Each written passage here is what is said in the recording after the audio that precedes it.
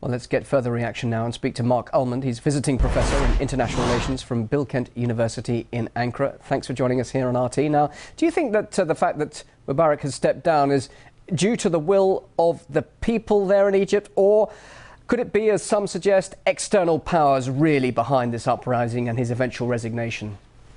Well, I think his sudden decision to step down was obviously caused by the fury that he sparked in Washington, having made President Obama and Panetta, the head of the CIA, look rather foolish yesterday when they said he was going to announce his resignation, or they certainly allowed that impression to be given.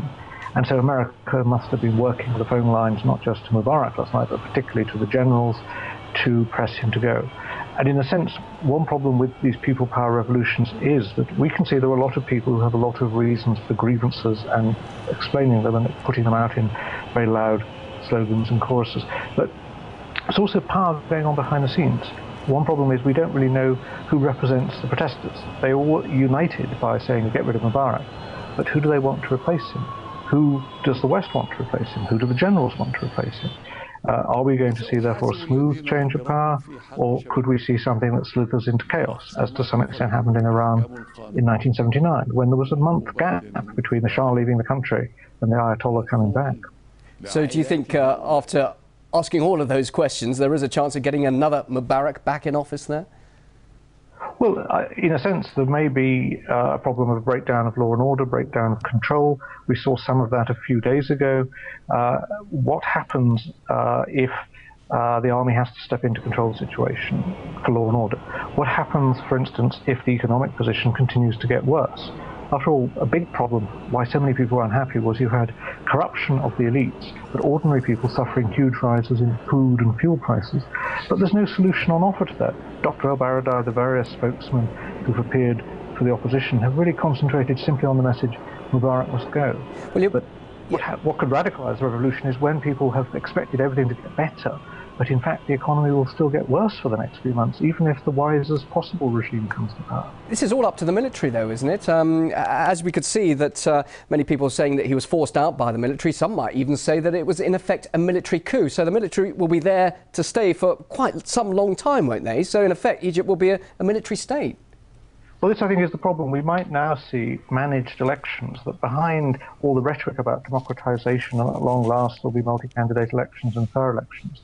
Will we really see a genuine choice? There are no real parties with any popular base, apart perhaps from the Muslim Brotherhood. There are no real politicians who have any kind of profile outside a very small circle of people. So it's very difficult to imagine what will happen if you have elections in a few months' time. And so the risk must be the people who really control the state, the levers of power, and that's the generals, will be able to put somebody they want in power, a figurehead.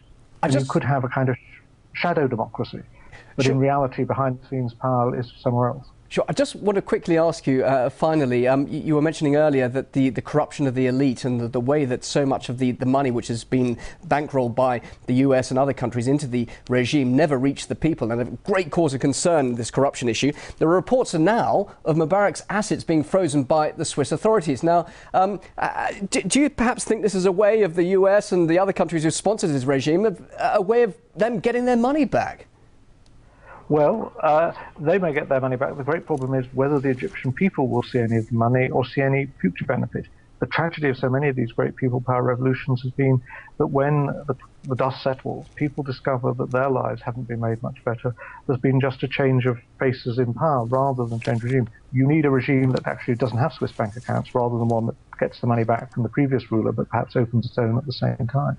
Really interesting to hear what you have to say, and we appreciate you joining us live here on RT. Mark Ullman, visiting professor in international relations from Bilkent University there in Ankara. Thank you.